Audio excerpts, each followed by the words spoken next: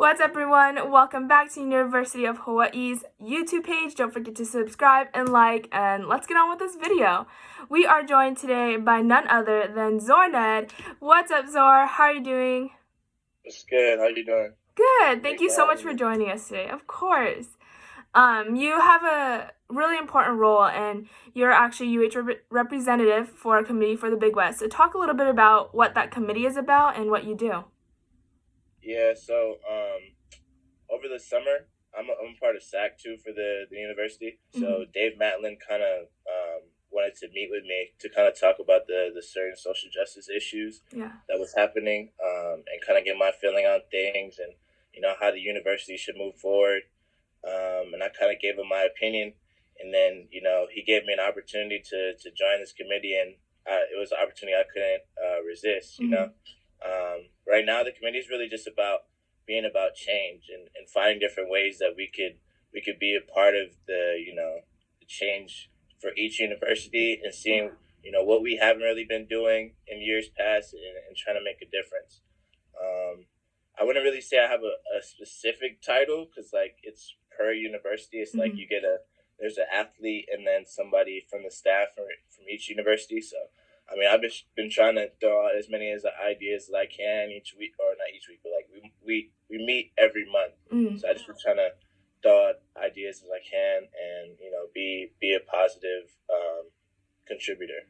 Yeah, thank you so much for what you're doing and being open to that. And I know there's a couple of other athletes, one on women's basketball and a couple others who are also on the committee, just trying to make an influence and impact. Kind of talking about making an impact, you guys have 7 new players on your men's basketball team. And so as you as a returner and as an upperclassman now, what's it been like just trying to build that momentum and that chemistry back together? Yeah, it's been kind of crazy, to be honest. You don't think about it, but a lot of guys haven't played since March. Right. So crazy, because we're used to playing games every other week, every other day, or at least doing some sort of contact. So I mean, with the social distancing restrictions and stuff, it's been kind of hard to have chemistry off the court. Right. But on the court, it's great. We got a great group of guys that are coming in. If you were to come to our practice, you wouldn't really know that we got all these new people, because everybody likes each other and gels with each other. I think a big thing has been just our senior leadership, like Muta and Kaz. They've been doing a real good job on a team thread, or we have a team group chat. If there's a basketball game on, we're all talking about it, or making debates about certain things. So it seems like everybody all likes each other. I'm really excited to see what we could do. We don't have our actual schedule yet. There was a schedule that came out before the date got pushed back. Right. So I'm confident that whenever we get to play, wherever we're playing at, if we're gonna be good, and we're gonna do something special this year. That's super exciting to hear. So we're pumped and ready for whenever season happens. You kind of talked about Samuta, and you as well and Cameron are actually the ones who are representing Hawaii. You guys were born and raised, and so what's that role for you guys, just representing the state? I mean, it kind of takes a monster of its own, because we kind of are the ones that truly care about the university the most, being that we're from here. It's the dream to play here when you're growing up. So I think we have a bigger chip on our shoulders than everybody else, just because we're the kids that everybody's like, hey, Zoar went to school in Kapolei, Cam went to school at St. Francis, Mutu went to school at Kuku. It's just inspiring. So you want to make sure that when you play every night, or if somebody sees you in public, that you're polite, because we're the professional team here. Right. So we just want to set a good example. I feel like that's the biggest thing for me, just setting a good example and making sure that people pay their hard-earned money to come watch us play. So if I'm going to play, I'm going to give it my all, and try and be an inspiration to the younger kids. Yeah, I love that. And I think you guys have done a wonderful job at doing that. And we've seen it through your awesome and rad bench celebrations. You I think everyone notices. Wherever you are in the stand, we see you celebrating, and that's awesome to see.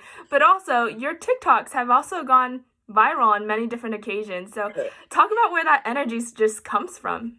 Well, I know, like, in the game, I just want to stay involved. Like, Yeah. I'm ready whenever coach calls me. So I think, like, instead of there's certain people that could sulk because they're not playing, or like, I just try and find a way to stay involved in the game. That way, when coach calls my number, I'm ready to go. Right. Yeah. I guess in a way, it kind of warms up my legs to be jumping up and down. That way, I'm not sitting down for forever. But I know TikTok, like, I remember people used to say, like, Zoar, you should make a TikTok. Zoar, you should make a TikTok. And I was like, nah, I'm not going to do that because it seems too confusing. Yeah. But, over time, like, I made it in March, started off with, like, a couple followers and stuff, and now I got, like, over, like, 12,000 followers. So it's kind of crazy how it's taken on a life of its own. I made a couple videos, like, about the team that really blew up. And then just other stuff is just me, like, just trying to be funny. That's blew up.